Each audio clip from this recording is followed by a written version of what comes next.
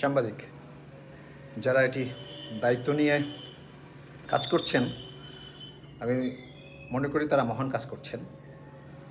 এবং এই সাংবাদিকতায় অনেকেই আছেন সুশিক্ষিত, জ্ঞানী এবং ভদ্রলোক, যারা রিপোর্ট করার আগে প্রত্যেকটি কাজ নিয়ে, অ্যাসাইনমেন্ট নিয়ে তারা মূলত পর্যালোচনা, গবেষণা করে তারপর একটি রিপোর্ট করেন। বা একটা অনুসন্ধানী যদি রিপোর্ট হয় সেক্ষেত্রে তো কথাই নেই, সব কিছু নখদর্পণে নিয়েই তারা রিপোর্টটি করেন, যাতে ডিপার্টমেন্ট কিংবা ঠিকাদার বা অন্য কোনো প্রতিষ্ঠানের ক্ষতি না হয়। এটা গুরুত্বপূর্ণ।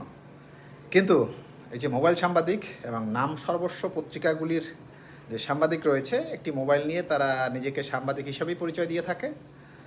তারা মূলত রিপোর্টটা করে কোনো কিছু না জেনে, না বুঝেই একটি রিপোর্ট তারা ফেসবুকে ছেড়ে দেয়।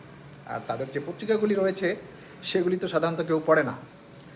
তো এই সকল নাম সর্বস্ব পত্রিকার কিংবা নিজেকে সাংবাদিক হিসাবে যারা পরিচয় দেয়, তারা আসলে অশিক্ষিত, তাদের জ্ঞানের পরিধি নেই বললেই চলে।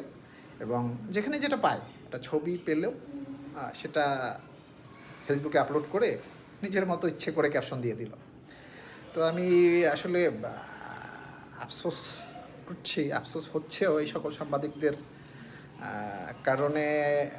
প্রচুর মানুষ বিব্রত হচ্ছে, ক্ষতির শিকার হচ্ছে, মান সম্মান হেয়প্রতিপন্ন হচ্ছে, মান সম্মান নষ্ট হচ্ছে। সব মিলিয়ে এসব মোবাইল সাংবাদিকদের সাবধান হতে হবে। এদের বিরুদ্ধে আইনি পদক্ষেপ নেওয়া উচিত এবং এদেরকে একটা নিয়মের মধ্যে, একটা গণ্ডির মধ্যে রাখা উচিত।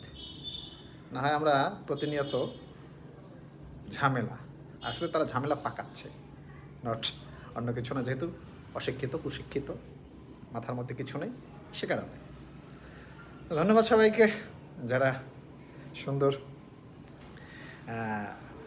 এই সাংবাদিকতা পেশাকে অলংকৃত করেছে, তাদের জন্য শুভকামনা এবং ধন্যবাদ।